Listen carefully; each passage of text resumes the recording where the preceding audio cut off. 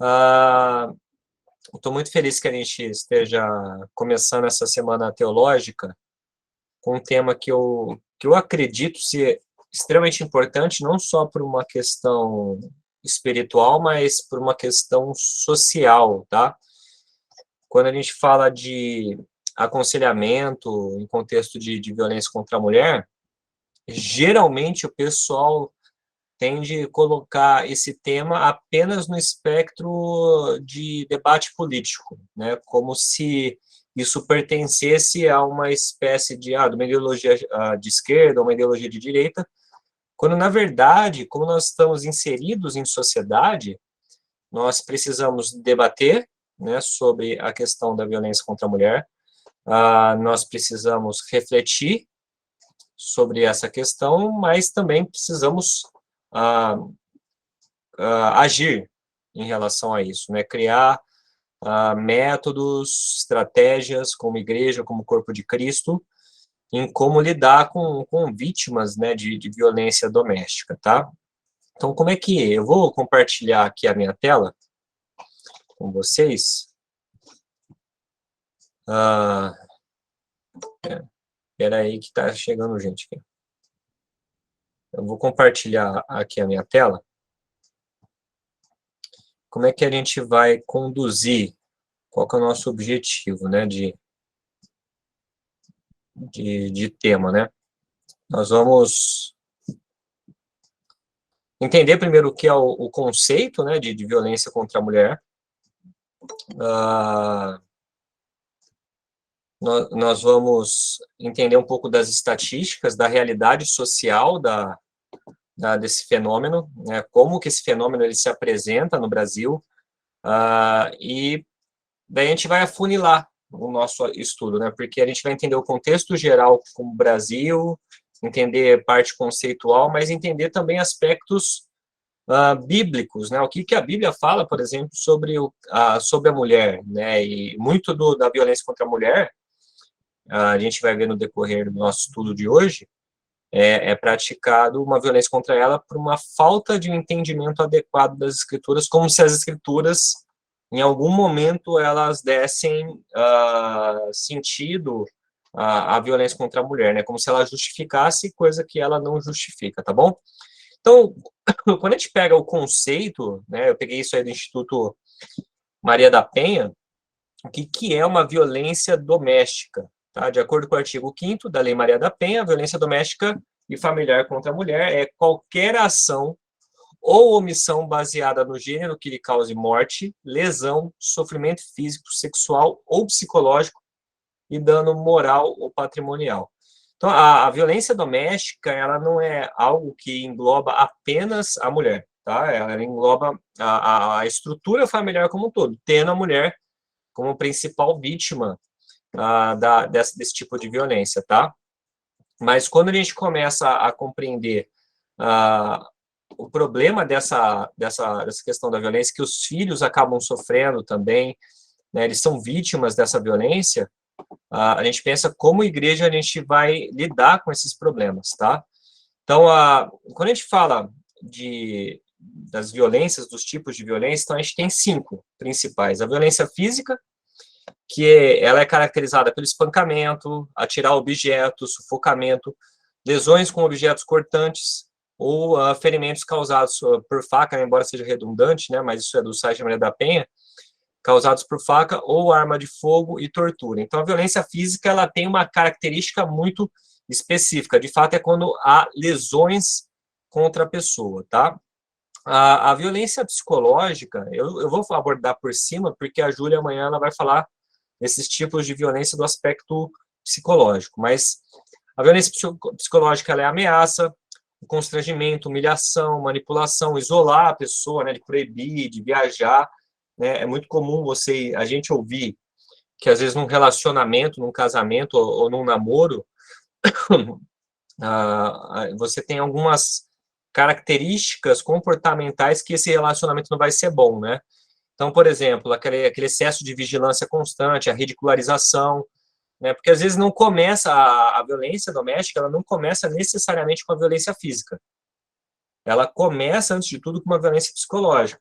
Então, tem a ameaça, a questão do proibir de estudar ou viajar, uma das coisas mais comuns que antecedem a violência física. Então, são características comportamentais que a gente observa nos agressores, que é um sinal de alerta. Então, por exemplo, quando a gente lida com jovens ou com casais, a gente percebe que às vezes surge essa pergunta, mas, pô, meu namorado, o marido, isso também serve para a mulher também, tá? Não é uma coisa exclusiva do homem.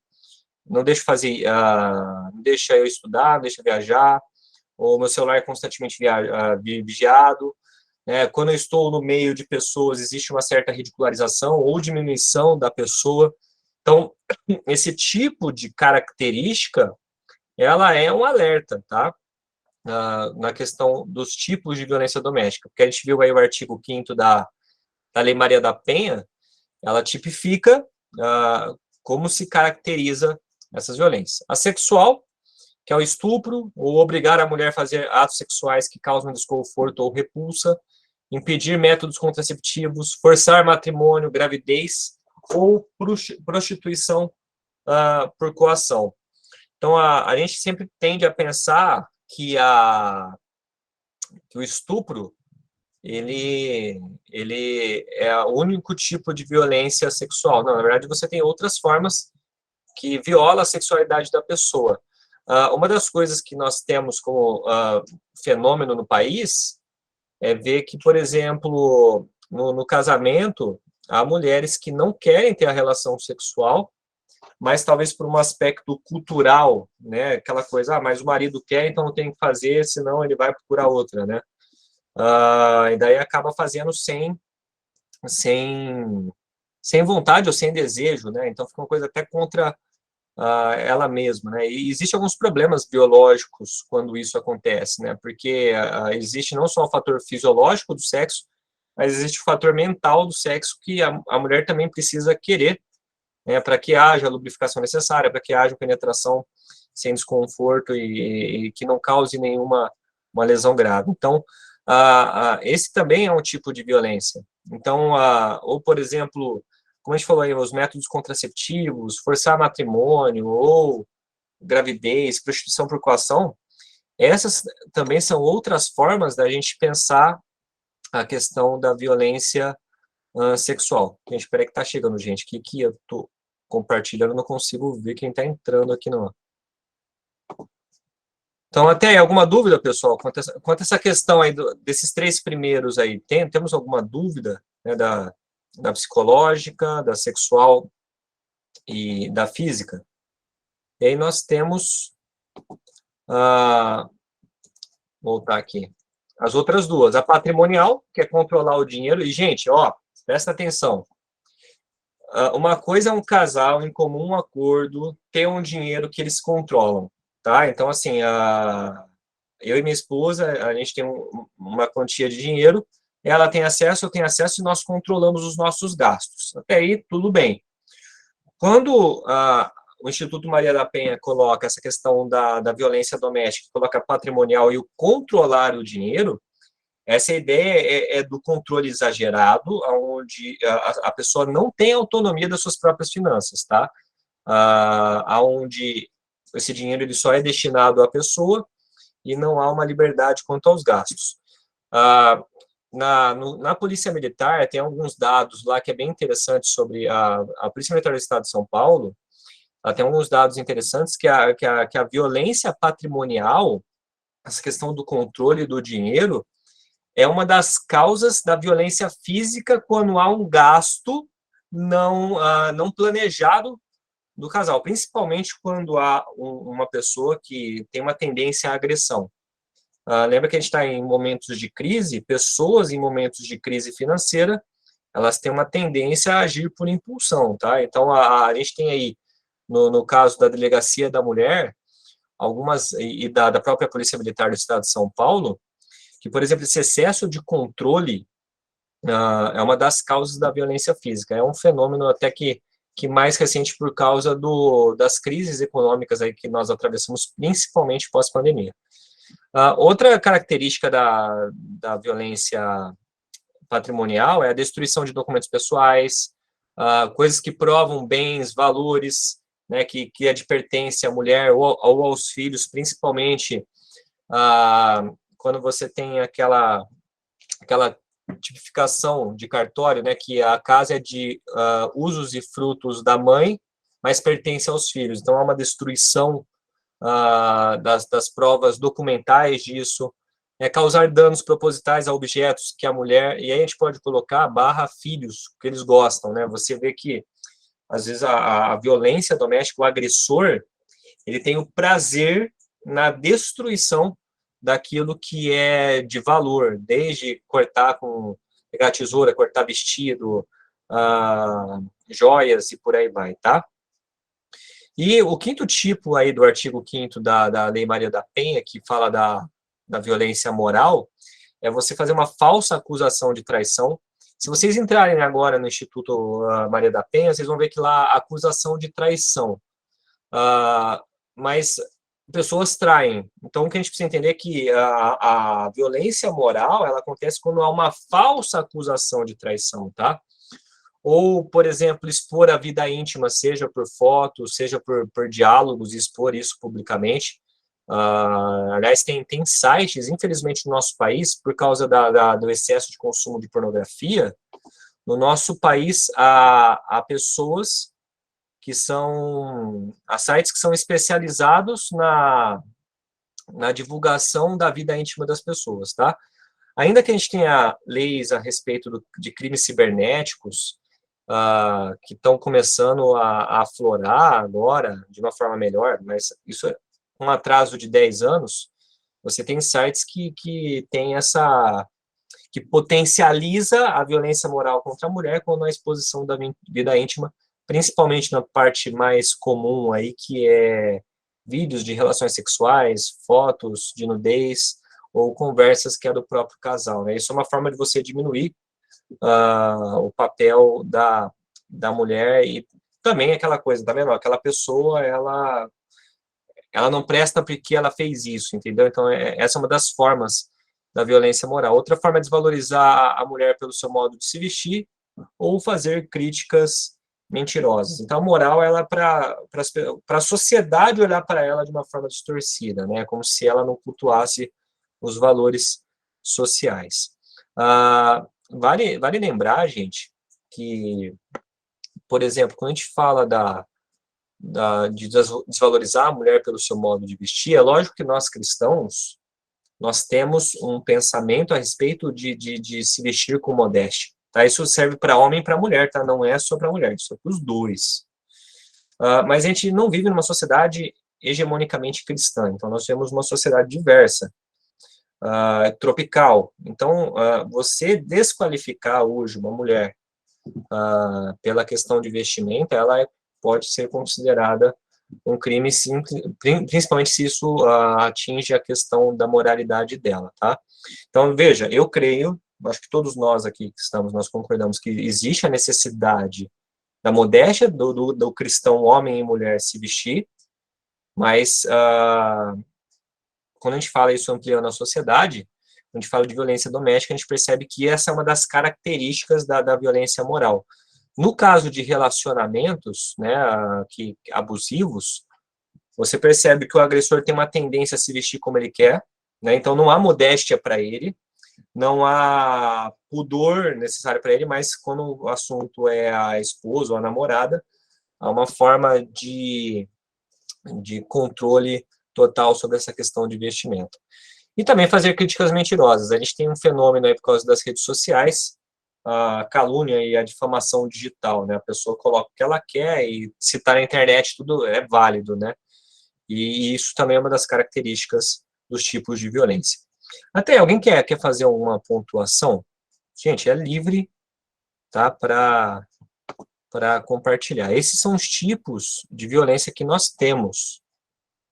Só que a gente tem aí o ciclo da violência, que a gente parte para o entendimento mais prático da violência. O ciclo da violência, a gente tem a primeira fase, né, que é o aumento da tensão, a segunda fase, que é o ato de violência, e a terceira fase, que é o comportamento carinhoso e de arrependimento. Então, como é que funciona a primeira fase?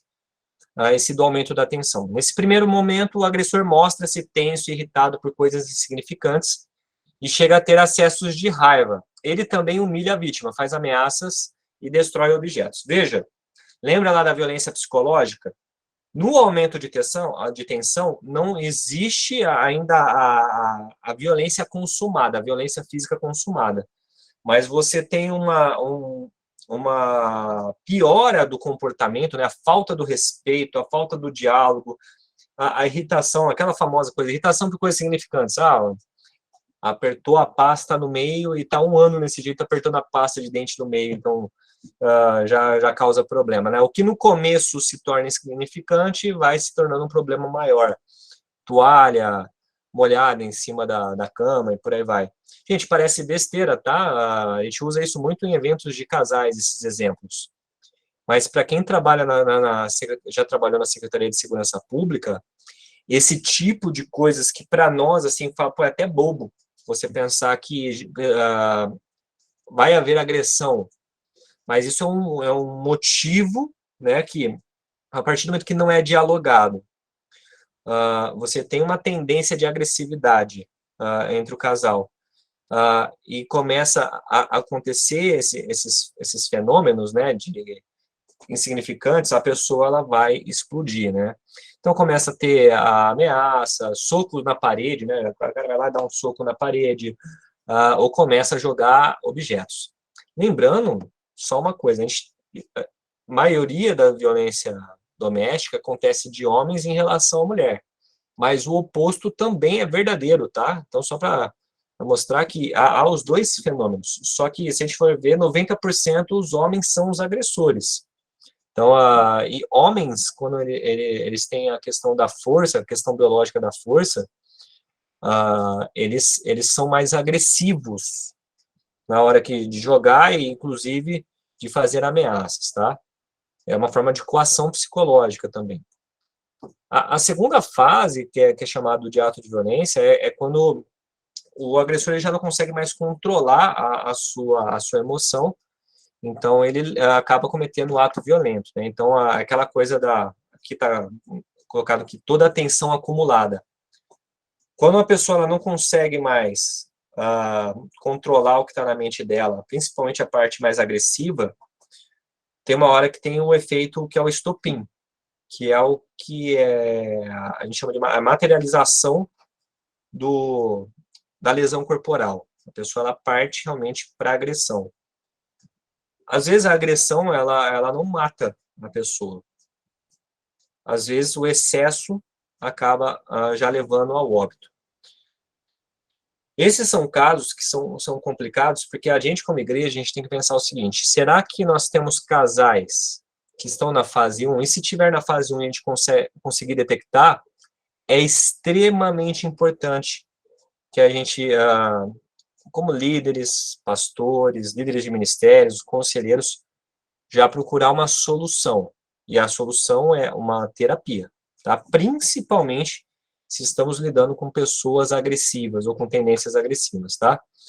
Porque quando chega na violência física, é lógico que isso vai ser falado na quinta-feira, a gente tem que tomar medidas jurídicas para proteger a vítima, proteger a integridade da vida da vítima, dos filhos e por aí vai. Mas o ato de violência, daí você começa com a violência física, depois tem a verbal, tem a moral, tem a patrimonial, é tudo junto, tá? Não tem uma escala de qual é que acontece mais ou menos. Vou dar um exemplo do que eu já testemunhei. Às vezes o cara ele começa na violência física, verbal, psicológica, e aí começa a tratar, ele começa a fazer a violência patrimonial. E uma das coisas que a gente pode considerar como violência patrimonial é não pagar pensão, que é um dos grandes problemas do nosso país. O cara, para ferir a mulher, atinge o filho, não pagando a pensão, porque lembrando que uma das questões sociais, a família, ela deve prover aos filhos as condições materiais necessárias para o desenvolvimento. Então, afeto, disciplina e as questões materiais de comida e vestimenta. Então, uma das violências patrimoniais que a gente tem, que infere no emocional, no psicológico, é o cara, não é não pagar a pensão porque não tem dinheiro, é não pagar a pensão como uma forma de violência contra a esposa. Isso acontece muito no nosso país. E o pessoal fala que no nosso país tem uma das poucas leis que funciona é a lei da pensão alimentícia, mas é um tipo de violência, e pode ser que nós, como igreja, a gente encontre, no decorrer do nosso caminho ministerial, esse tipo de violência. Então, veja, a primeira fase é quando há as ameaças apenas. A segunda fase é quando a violência ela já está consumada. Só que aí tem um terceiro ponto aqui, que é o comportamento carinhoso, que também é chamado de lua de mel. Esta fase se caracteriza pelo arrependimento do agressor, que se torna amável para conseguir a reconciliação. A mulher se sente confusa e pressionada a manter o seu relacionamento diante da sociedade, sobretudo quando o casal tem filhos. Em outras palavras, ela abre mão dos seus direitos e recursos enquanto ele diz que vai mudar. Gente, aqui entra um aspecto importante a nós cristãos.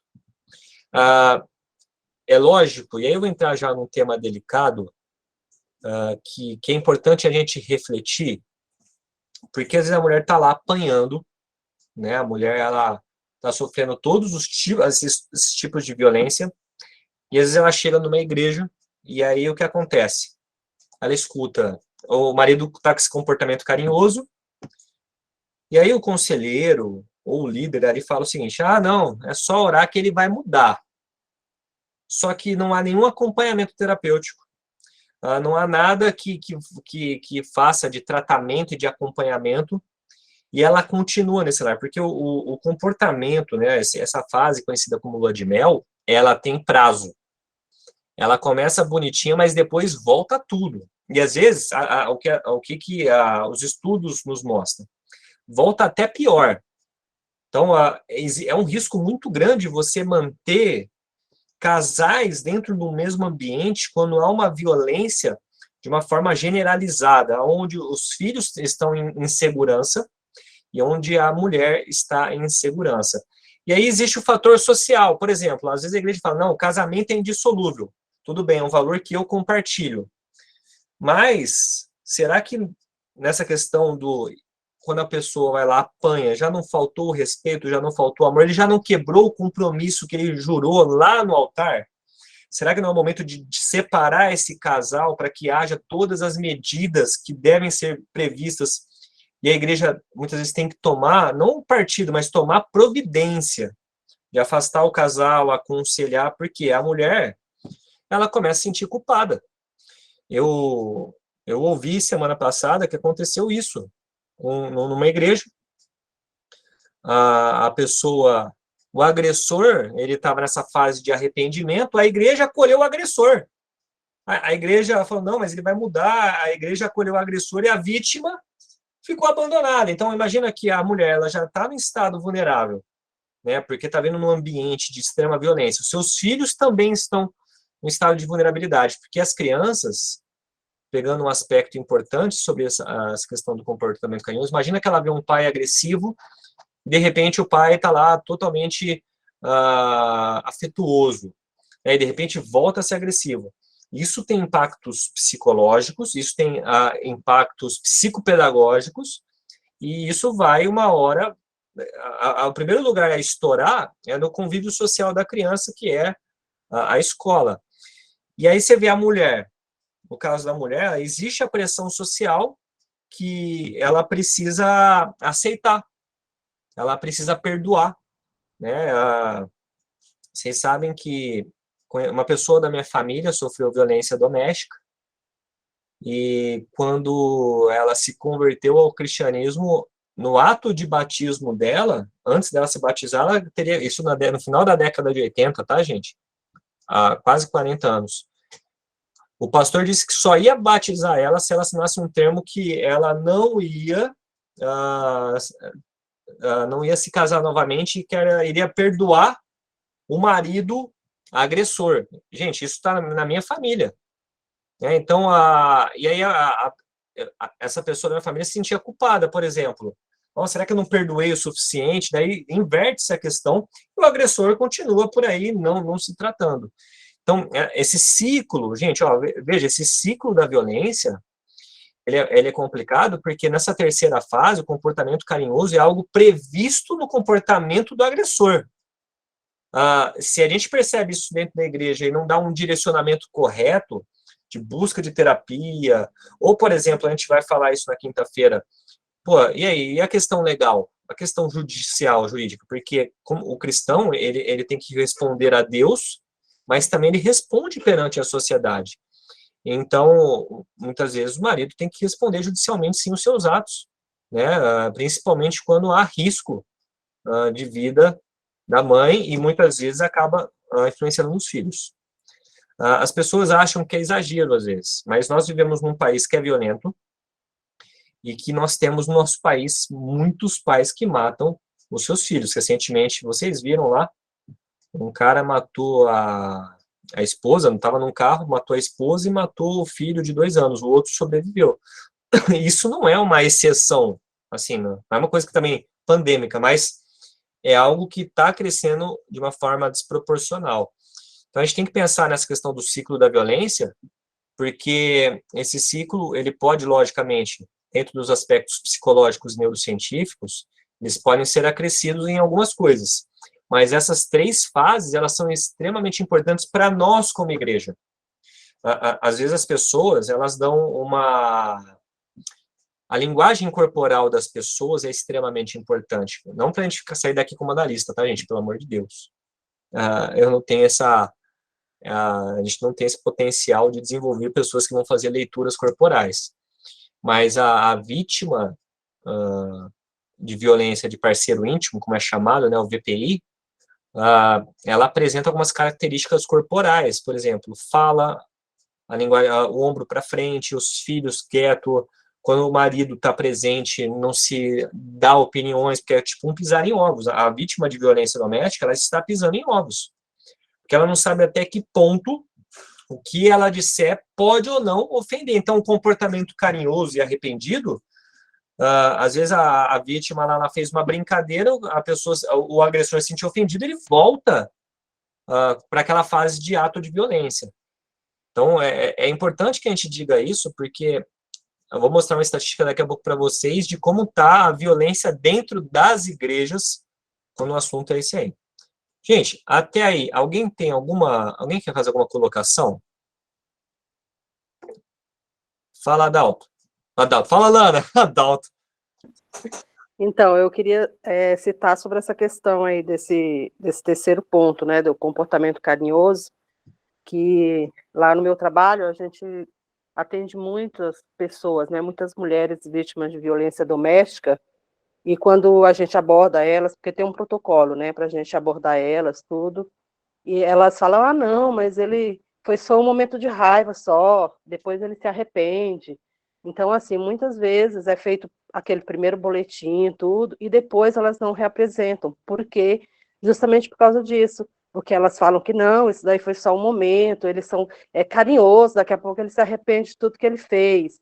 Então, assim, vira um ciclo, sabe? Porque daí na outra semana ela volta de novo espancada, e depois, até já teve casos de chegar a óbito já, né? Justamente por causa desse terceiro ponto aí, desse comportamento carinhoso, porque elas acham que ele vai ser sempre, né, carinhoso e que é só um momento de violência e passa, e na verdade não é violência mesmo doméstica, e a mulher, ela tem medo, ela não aceita e acha que é só um momento do homem, e não é, às vezes já presenciei óbito, vinha uma semana, passava um mês, vinha na outra espancada, vinha espancada, até que chegou um tempo que veio a óbito mesmo.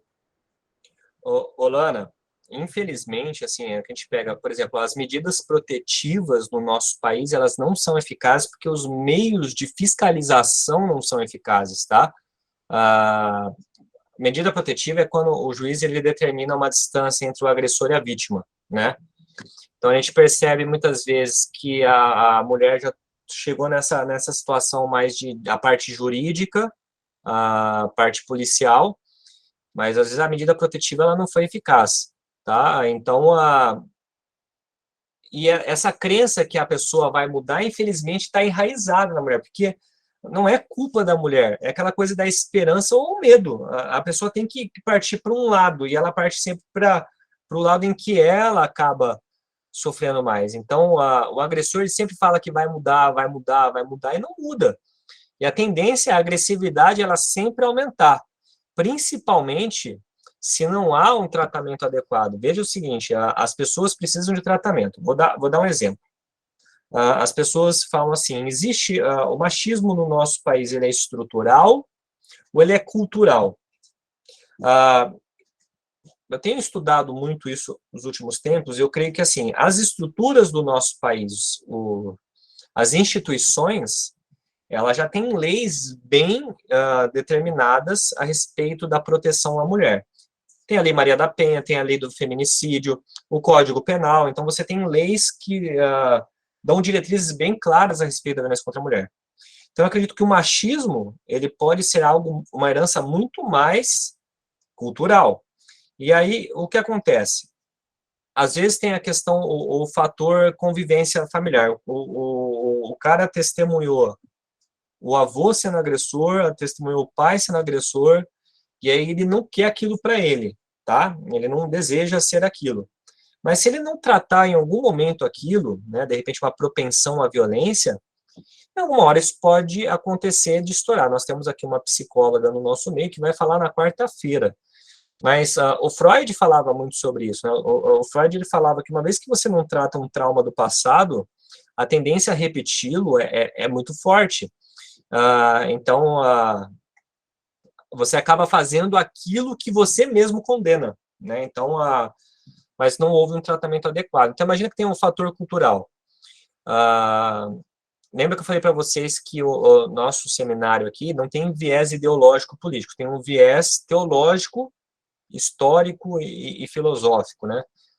Se a gente for ver, as mulheres, historicamente, são de todos os grupos sociais, é o grupo que mais sofreu violência ao longo dos séculos. Por milênios. As mulheres, aí você vai pegar ali desde a Grécia Antiga, os Sumérios, e você vem trazendo isso. Então, não há nenhum outro grupo social que sofreu tanto por leis, por cultura e por opressão quanto as mulheres. A sociedade grega, por exemplo, acreditava que as mulheres não tinham alma. A alma da mulher era a alma vegetativa. Estamos falando do berço da cultura antiga, né? Então, a mulher ela tinha uma alma vegetativa. Algumas linhas do mundo antigo falavam que a mulher não era nem digna de testemunhar no tribunal, porque o testemunho de uma mulher não era considerado digno. Daqui a pouco eu vou falar como o cristianismo é revolucionário nesse aspecto do entendimento do papel da mulher. Então, se a gente tem um grupo hoje que sofre com algo estrutural, estrutural não, cultural, e que a gente vê os impactos práticos disso, são as mulheres, tá? Então, é algo muito sério. Então, Lana, você como enfermeira, você vê isso no hospital direto, você vai ver mulher que vai acreditar, porque no final das contas ainda vão culpar ela por não ter acreditado. Se for no meio evangélico, ainda vão falar que foi falta de fé. E isso é um absurdo. Isso é desonestidade com a própria Bíblia, até com os valores que nós afirmamos ter.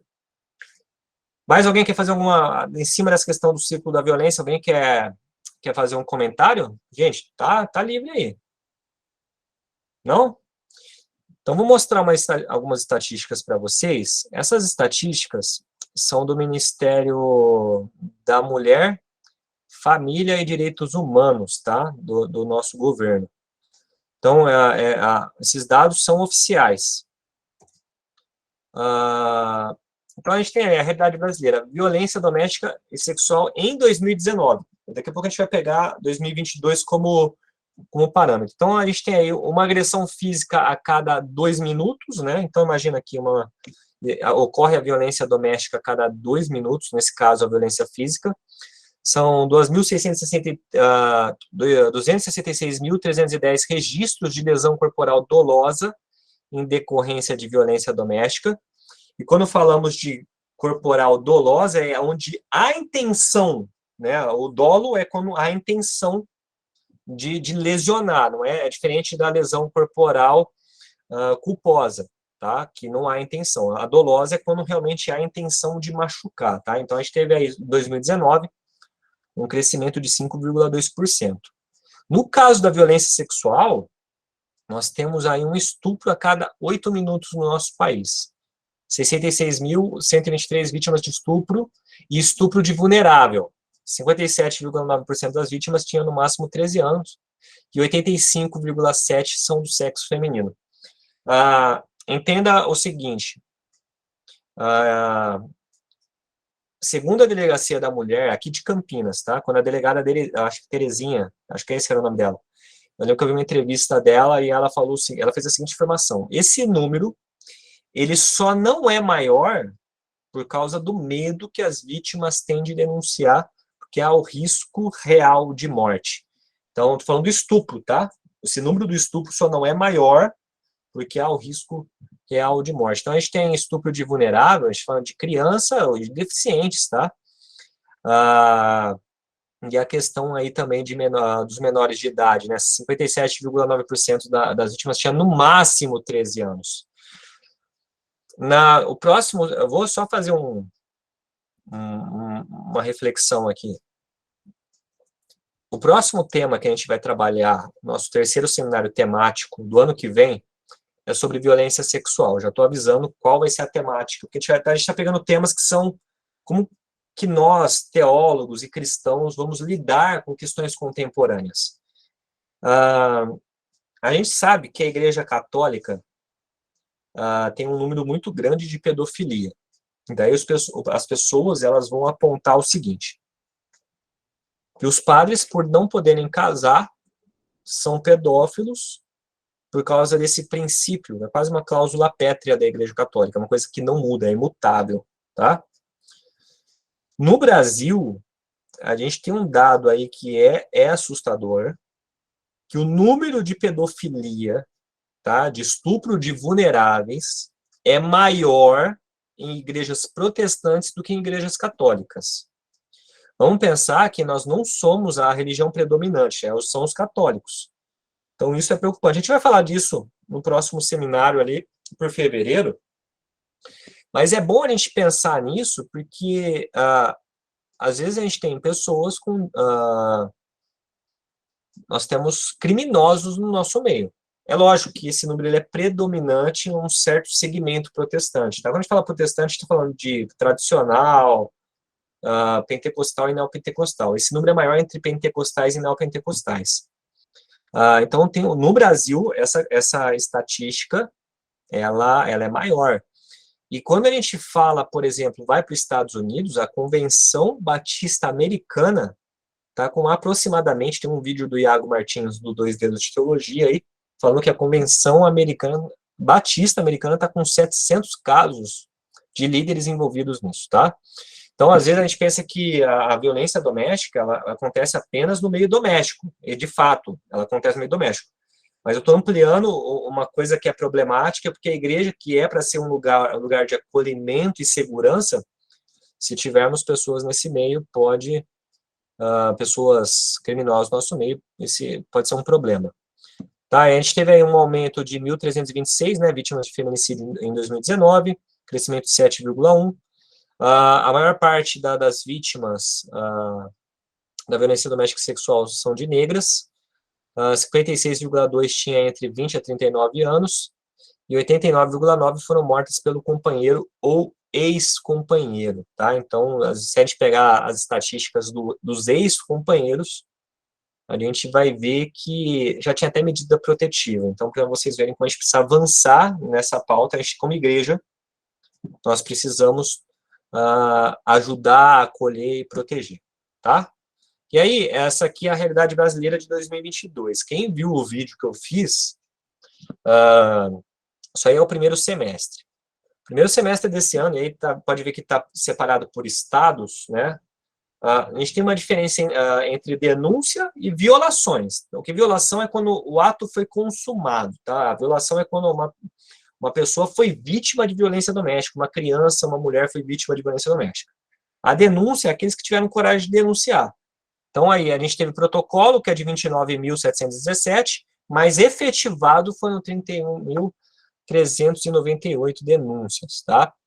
Só que, na parte prática, o número de violações é maior, e isso assusta, tá? E aí, algumas linhas sociológicas, né, alguns estudiosos do comportamento humano estão buscando compreender esse aumento, porque esse caso não é só no Brasil, é lógico que isso é um recorte social brasileiro, mas quando nós pensamos a nível mundial, nós tivemos a pandemia, nós tivemos aí os lockdown da vida, e aumentou consideravelmente o número de violência doméstica, aumentou o número de divórcios, né, e o tempo das pessoas em casa gerou talvez um maior nível de agressividade. Explica, né, explica, mas não justifica. Então, esses dados, eles acompanham também o ritmo social, né, a realidade social, a economia, a pandemia, e por aí vai. Então, veja que a realidade brasileira é de um aumento muito grande da violência doméstica. Então, esses dados, gente, vocês podem procurar aí, vocês colocarem agora aí, Ministério da Mulher, Família e Direitos Humanos, vocês vão encontrar esses dados, tá? E aí, tem um senso comum sobre essa temática. Quando a gente fala de violência doméstica, tem um pensamento que é cultural, né, entre as pessoas. Por exemplo, achar que a família é o lugar mais seguro do mundo. Isso é um senso comum. O que é um senso comum? Senso comum é uma verdade que ela não tem uma comprovação. Verdade não, é uma afirmação que não tem comprovação científica. O senso comum é isso. Né? Na verdade, a família, dependendo do lugar, é o lugar mais hostil, né? Mais violento, é o lugar onde a criança está mais suscetível ao estupro, né? Ou ao assédio sexual. Então, isso é um mito, isso não existe. A família não é o lugar mais seguro do mundo, tá? O segundo é que as mulheres sempre apanharam dos seus parceiros. Então, esse mito, né, acompanha aquela coisa que eu estava falando para vocês, que, na verdade, as mulheres sofreram mais um machismo cultural que atravessa séculos, né, e infelizmente, nós temos pessoas que são educadas pelos seus pais na violência, tá? O terceiro ponto é que o agressor é um bêbado que vive drogado.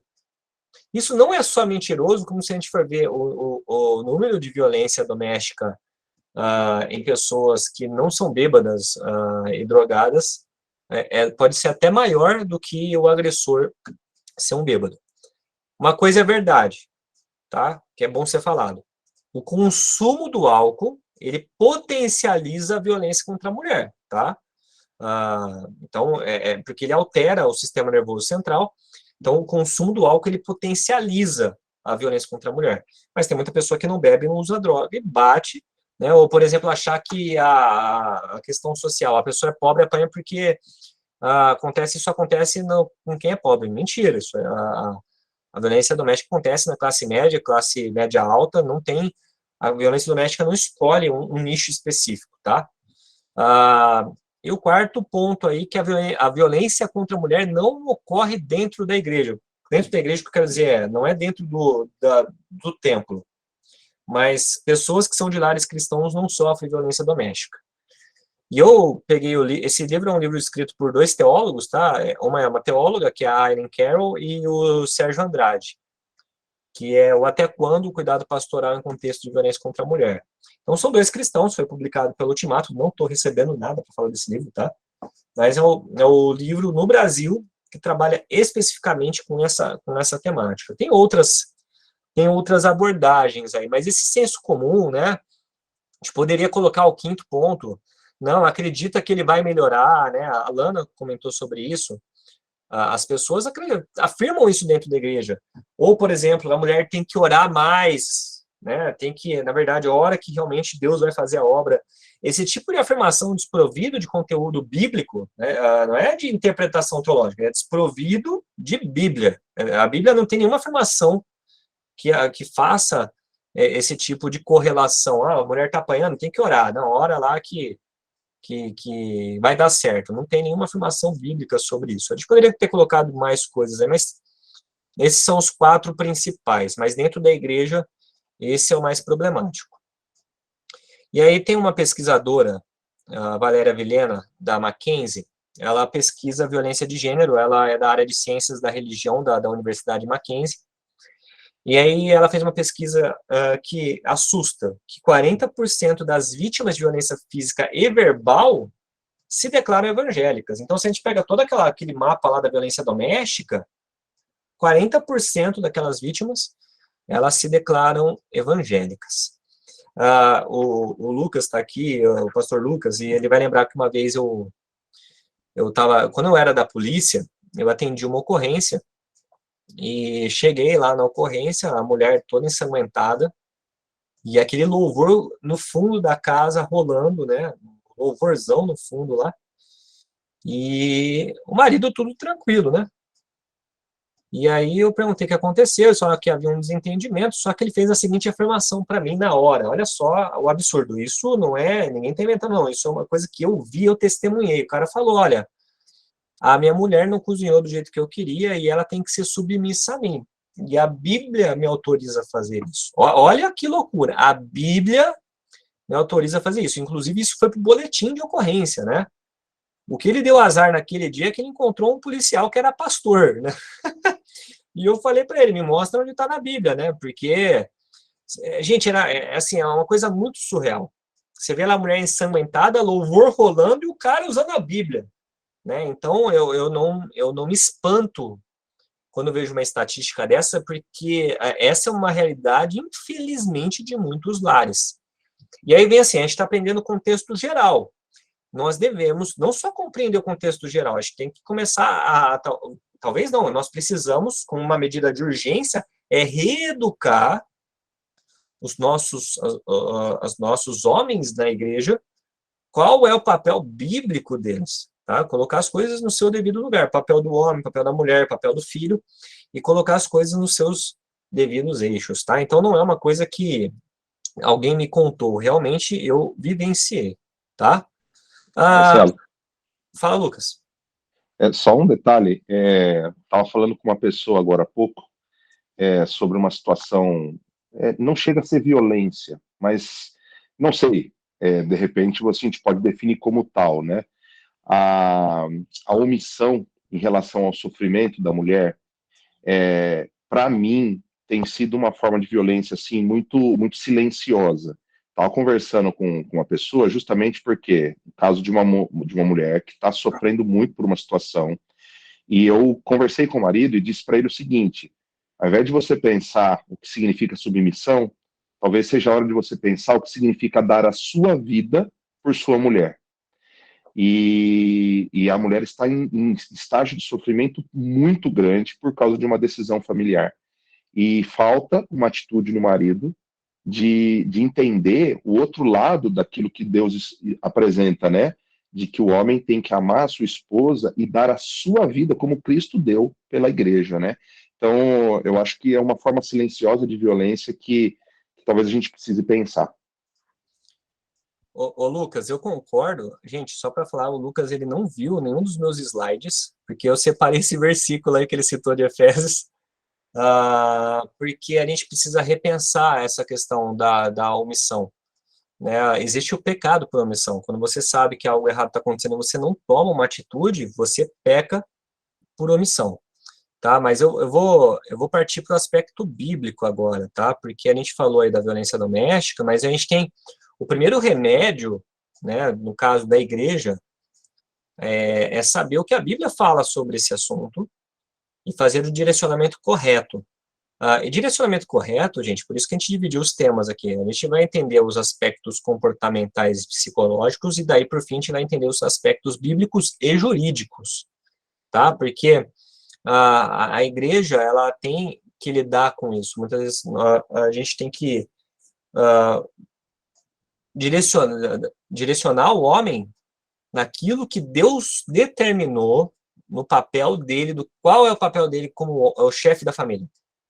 E muitos têm se omitido nisso, tá? Mas eu quero pegar uns textos bíblicos. Peguei só dois, tá, gente? Poderia pegar mais aqui, mas eu peguei só dois para a gente fazer uma reflexão. O que a Bíblia diz sobre a mulher? A gente tem um texto famoso aí. O Senhor Deus disse ainda: não é bom que o homem esteja só. Farei para ele uma auxiliadora que seja semelhante a ele. Gênesis 2:18. Esse texto, um texto de Moisés, escrito em hebraico, tem uma expressão auxiliadora aí que ela ajuda bastante na compreensão do papel da mulher na sua criação ali. A palavra é zerkenegdo, em hebraico, ela tem esses significados aí. Gente, isso aí está no dicionário hebraico, né, do Antigo Testamento. Significa companheira, parceria verdadeira, infalível e forte. Essa expressão, gente, ela também é utilizada para a mulher como força vinda do Senhor.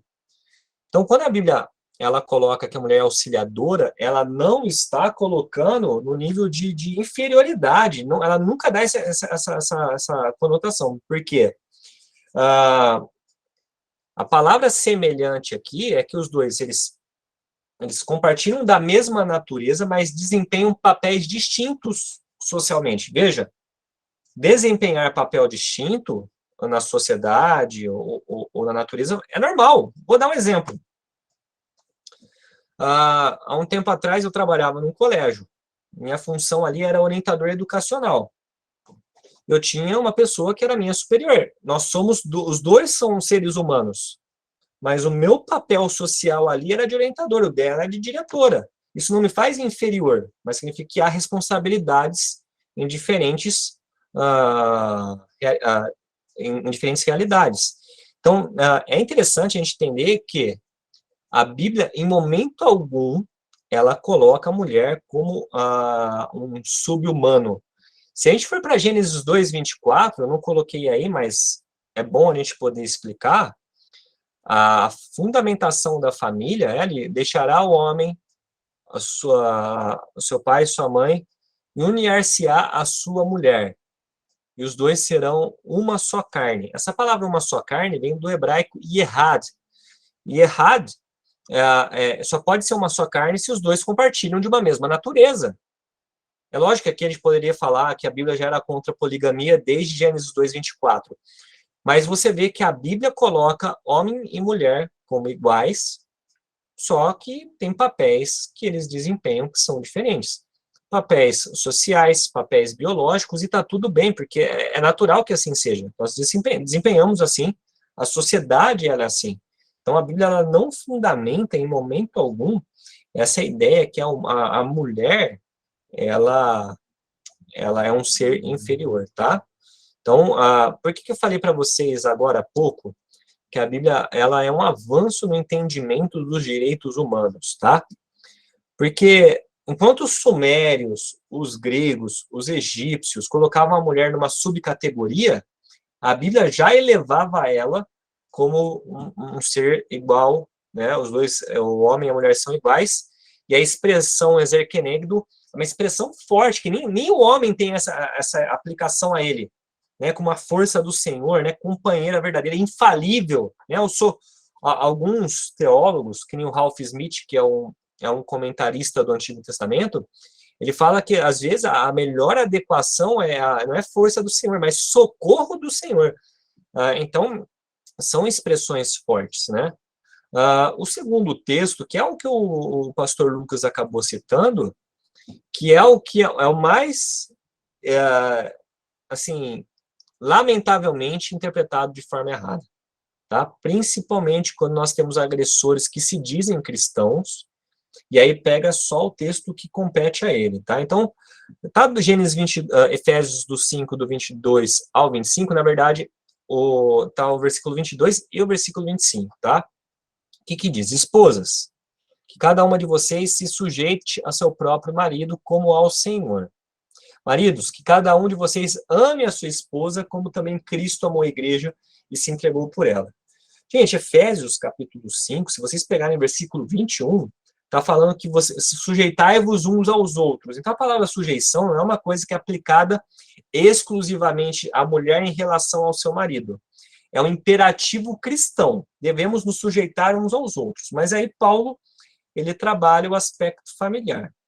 A palavra sujeição, ela causa um mal-estar, porque ela é pessimamente interpretada. Então, essa interpretação que eu estou dando da palavra submissão não é uma interpretação recente, uma interpretação histórica, tá? Submissão é estar sob a mesma missão, tá? Os dois são servos do Senhor, estão sob a mesma missão.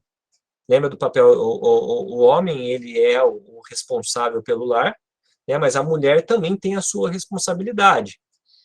E a palavra submissão, ela está ligada a amor, inteligência, sabedoria e sensibilidade. Só que, quando a gente pega essa palavra e começa a destrinchar, como ela é entendida hoje, ela não pode ser confundida com perda da opinião, né, o que acontece em muitos lares, né? O marido está destruindo o lar, e daí a mulher, daí o cara fala, o cara se diz cristão e fala, não, eu sou o chefe da família na hora que convém, né? E fala, não, você tem que ser submissa a mim, e tem que aceitar tudo que eu falo. Não é isso que a Bíblia está ensinando, tá? Não é perda de opinião, não é escravidão. Tem um livro que é Discipulando Noivos, que é, deixa eu pegar, que eu lembrei aqui, eu notei, que é do Geraldo Lúcio e da Marleide Rodrigues, eles são casados, tem um livro chamado Discipulando Noivos, que eles falam, essa palavra, ela não pode ser confundida com opressão no lar. Eles vão até mais além. Então, ser submissa, você se submete em alegria, amor, inteligência, sabedoria, sensibilidade, porque sabe qual é o propósito de Deus. Desde que nós temos aí um chefe do lar que seja realmente um exemplo, tá? E também esse sentimento de inferioridade. A gente está falando do papel do homem e da mulher, a Bíblia deixa bem claro que, por exemplo, pai e mãe tem que ser exemplo para os seus filhos, está lá em Deuteronômio capítulo 6, do versículo 5 em diante, né, o modelo, eles têm que ser o modelo de amor a Deus, submissão ao Senhor, né, o marido, o homem tem que ser esse modelo de amor, de carinho, de afeto, de disciplina. Então imagina o seguinte, o que a gente tem hoje é uma falta de equilíbrio nessa compreensão. A gente tem homens que usam a palavra submissão fora do contexto, não são exemplo de nada, não são modelo de nada, e quando só usam para uma forma de oprimir as suas esposas dentro do lar. Tá? E não é isso que a Bíblia está ensinando, porque a consequência, né, você pega o versículo 25, é maridos, que cada um de vocês ame a sua esposa, como também Cristo amou a igreja e se entregou por ela. É engraçado, né? Na época que se fala muito de casamentos arranjados, né? Que casamento agora por amor é uma coisa mais recente na história, mas Paulo não era Shakespeare. E você vê Paulo usando a expressão ágape para a relação de marido e mulher, porque o amor ágape, além de ser um amor incondicional, é um amor que vai até as últimas consequências. Então, Paulo ele coloca Cristo como modelo para o homem para amar sua esposa. Gente, isso é muito claro. É o versículo, dois versículos adiante, Paulo ele deixa isso bem claro. O marido deve amar a esposa em toda a sua totalidade, toda a profundidade, e respeitá-la. Né? Não existe esse negócio. O cristianismo não é uma religião que fala que homem tem que bater em mulher. Existe uma outra religião, como isso vai para o YouTube, eu não vou citar essa religião, mas depois a gente pode aprender um pouco mais, mas tem uma religião que fala que a mulher tem que ser educada na vara. Não é o filho igual, é a mulher. Né? Então, o cristianismo nunca chancelou isso, tá? Até mesmo porque nós temos mulheres na Bíblia que são exemplos a serem seguidas, né? Eu creio que o maior dom que alguém poderia ter foi uma mulher que recebeu, que foi Maria, né? Maria foi mãe de Cristo, né? Não existe nenhum personagem na Bíblia que recebeu tal honraria. As maiores discípulas, tinham os discípulos de Jesus, mas quem ficou com ele até o final foram as mulheres, né? Foram discípulas que viram Jesus ressuscitado. Aliás, vale uma questão, uma nota de histórica. O cristianismo era chamado de religião baseada em mulheres histéricas, porque o mundo gentílico acreditava que o cristianismo não era digno de nota, digno de fé, porque foram mulheres que encontrou Jesus ressuscitado. E a Bíblia não deixou de relatar isso. Olha que fascinante. E aí o pessoal fica aí militando contra a Bíblia, falando, a Bíblia é um livro machista. Muito pelo contrário. A Bíblia, quando o apóstolo Paulo fala em Gálatas, agora não há homem, nem mulher, nem escravo, nem livre, somos todos um em Cristo, ele está sendo praticamente um fundamento de que em Cristo somos todos um, e não há diferença, né? Então você vê o papel de protagonismo da mulher em muitas ocasiões. Romanos capítulo 16 citam mulheres que eram líderes da igreja, né? Então é interessante porque a gente precisa, muitas vezes, quando a gente está lidando com a vítima, acolher acolher de uma forma eficaz, que é o que vai ser falado, tá, gente? Aqui é só um apanhado geral, não vamos acabar por aqui, é só para... Estou jogando as informações para que a Júlia, a Joseni e o Paulo possam trabalhar essas informações que eu estou jogando para vocês. Mas nessa questão da omissão que o pastor Lucas falou, é interessante porque a gente precisa reeducar os homens na igreja. Precisamos reeducar biblicamente, não é ideologicamente, é biblicamente, mostrar qual é o papel do homem no lar, né, para que não aconteça essas aberrações de 40% de mulheres vítimas de violência doméstica dentro de lares cristãos. Então, aqui vai algumas dicas, tá? Mas antes de dar as dicas, eu quero perguntar para vocês, alguém tem alguma pergunta sobre essa questão que foi falada? Gente, vocês podem participar, que aí a gente vai para algumas dicas do que fazer, tá? Espera aí que eu vou compartilhar de novo.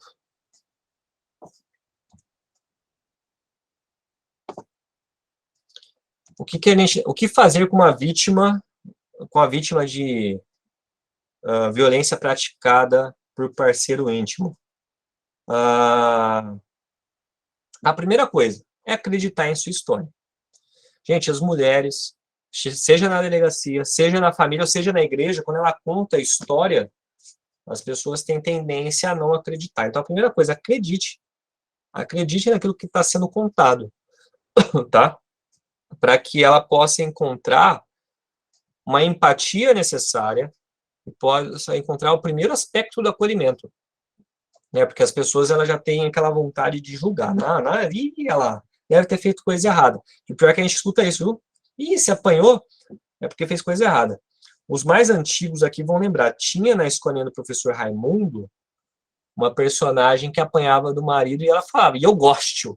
Né? Não sei se vocês lembram, nem lembro o nome dessa personagem, mas você via que até no humor isso era tratado. Ela contava as coisas, ninguém levava ela a sério e ela falava que gostava de apanhar ainda por cima.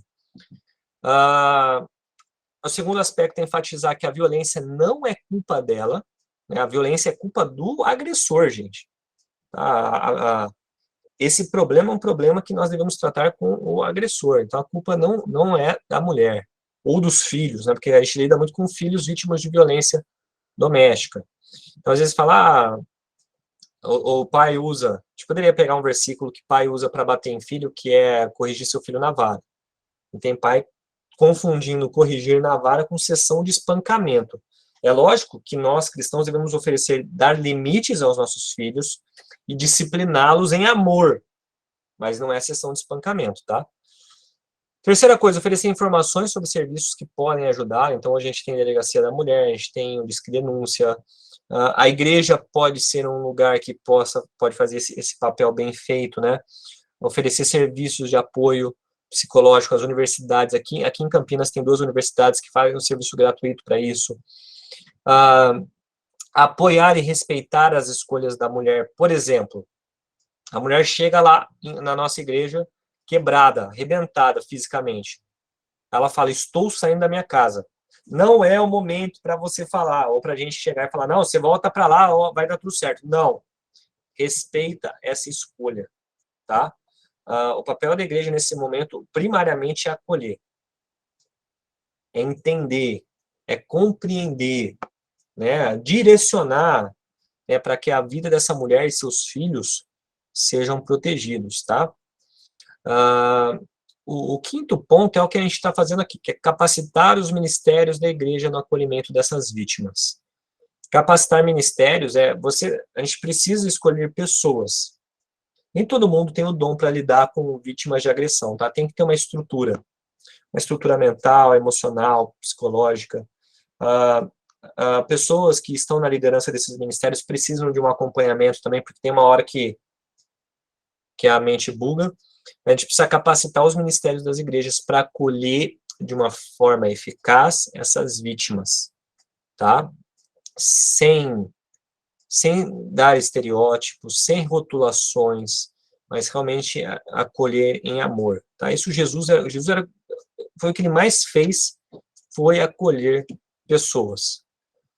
O sexto ponto, ele é importante, que é manter o sigilo, né? E a gente está numa cultura que as informações elas já não são mais guardadas, né? A pessoa ela conta para o melhor amigo, que conta para o melhor amigo, e no final a igreja inteira está sabendo. Manter o sigilo é importante para que a pessoa seja cuidada de uma forma transformadora. Por quê? A pessoa, quando ela é vítima de violência, ela se sente julgada, tá? É uma coisa que não é nem consciente, muitas vezes, dela. Ela se sente julgada. Então, olhares estranhos, ela pode se sentir mal com isso. O papel da igreja é que haja sigilo nessas coisas. Eu dou graças a Deus que a nossa comunidade, né, eu espero que outras comunidades sejam assim, graças a Deus tem muita coisa que a gente trata, direciona de uma forma correta, e as pessoas não sabem. Por quê? Porque a gente tem que manter o sigilo da vítima. É pela vítima, não é pelo agressor não, tá, gente?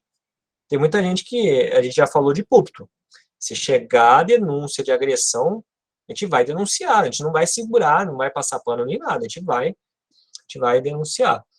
E orar por essa pessoa, orar pelos dois, tá? Mas orar pela vítima. Não é orar para que ela fique no lar, é orar para que haja toda uma restauração total e todas as medidas sejam tomadas. E o último ponto, incentivar pela busca das medidas legais.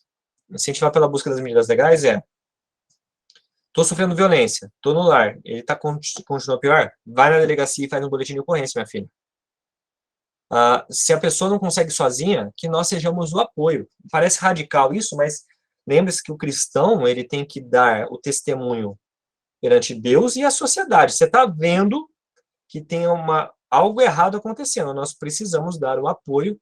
Pô, precisa levar para a delegacia? Vamos lá, vamos junto, vamos dar o suporte, vamos estar no lado, né?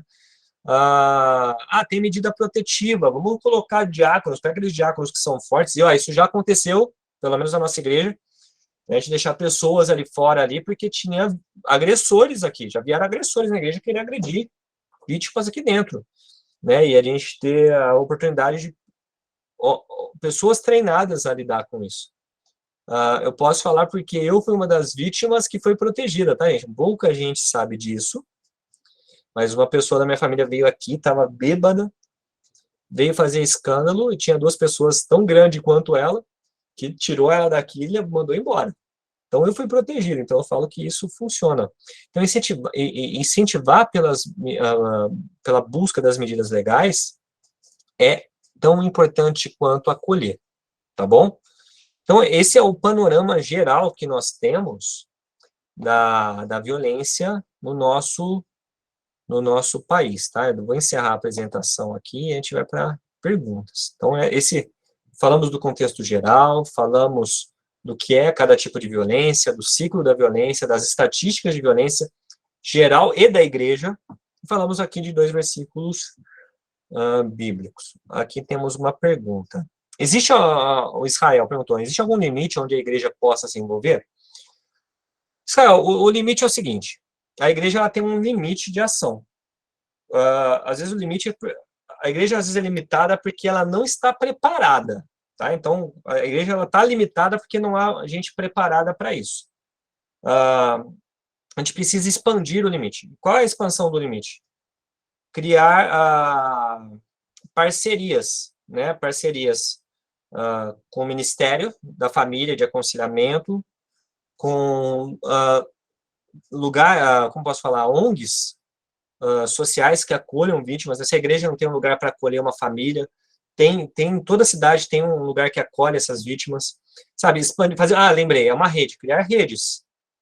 A igreja ela tem que tomar uma providência, e essa providência, ela é proteger a vítima em todos os seus sentidos. Então, criar redes de conexão comunitária, lembrando que a igreja não atende somente vítimas do seu próprio meio. Se a igreja ela é um ambiente comunitário, lembra que a igreja está numa comunidade.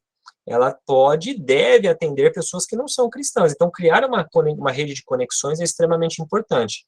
Então, é importante, Israel, que não haja limites. Na verdade, o objetivo é o oposto, é criar o desafio para que uma rede de conexões de proteção seja feita. Porque senão, a pessoa chega na igreja, a pessoa fala, é o seguinte, não tem como a gente te acolher, vai para casa de um parente. É isso que geralmente as pessoas fazem, fica na casa de um parente até que as coisas se resolvam.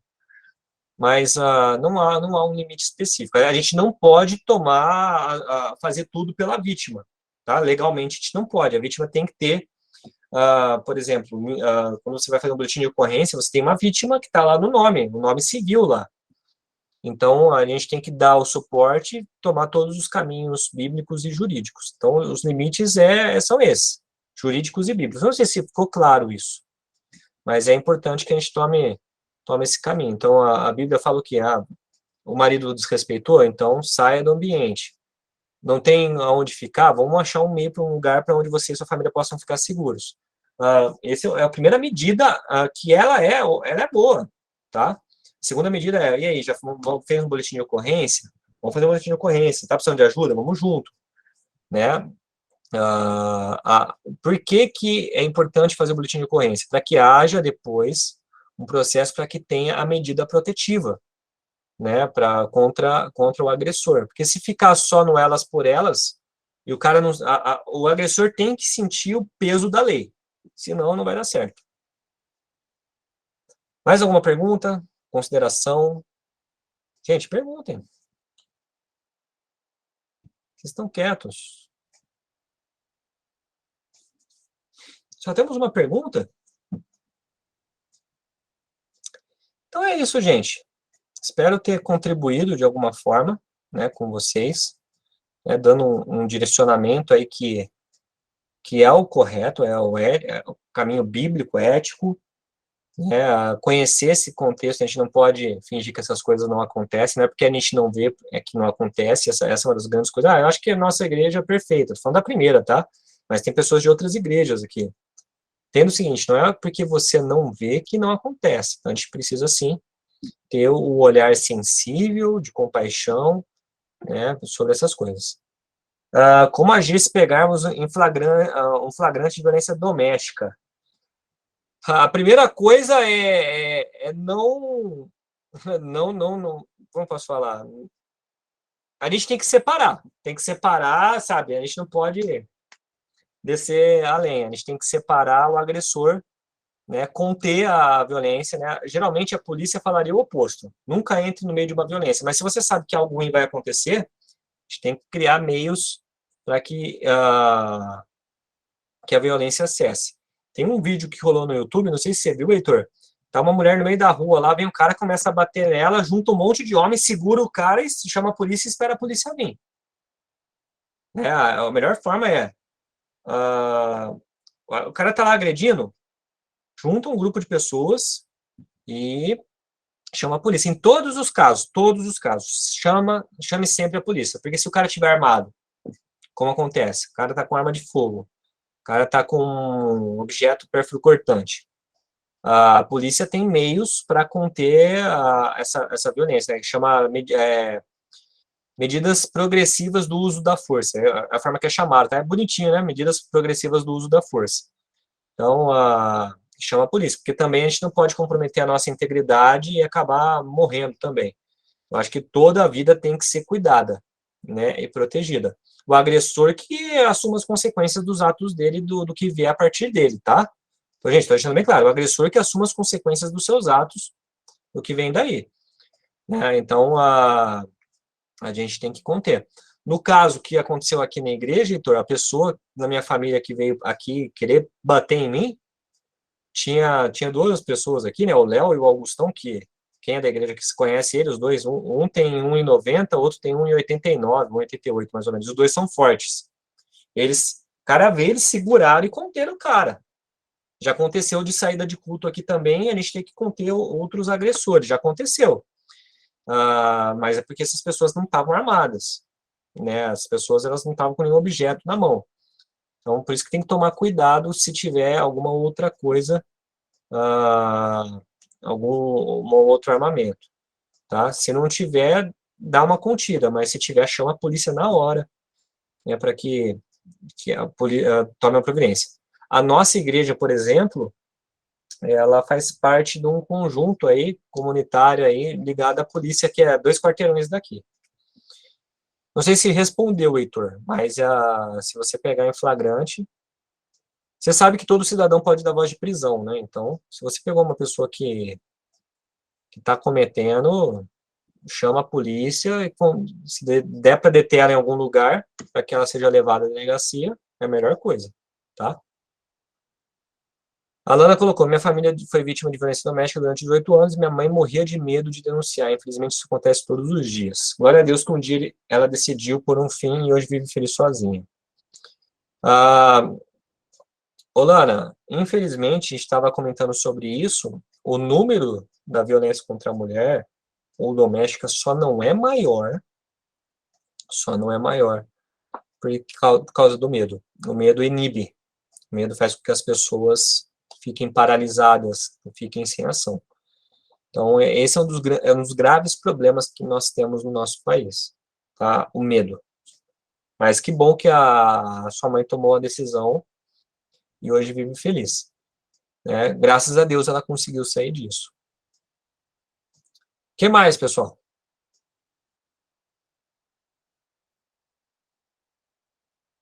Mais ninguém?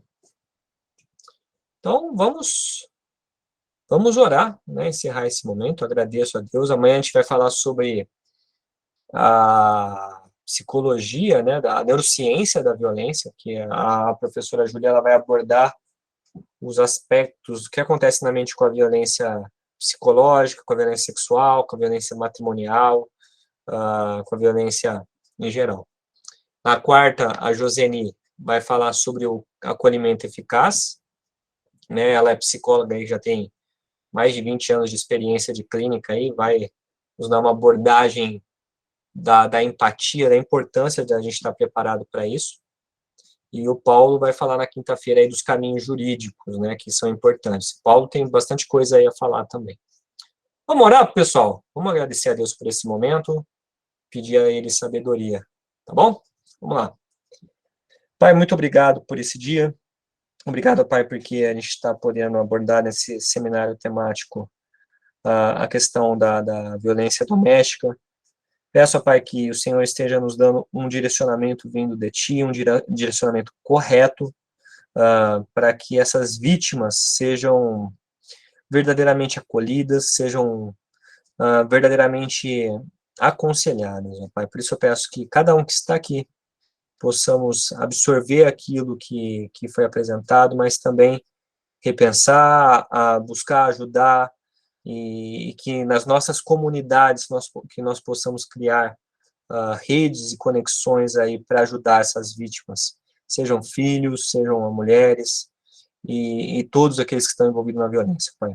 Obrigado porque o Senhor trouxe pessoas e que possamos frutificar, analisar aquilo que o Senhor nos ensinou e aquilo que foi da minha parte, ó Pai, como o Marcelo, que eles possam reter o que foi bom, né, e tocar adiante.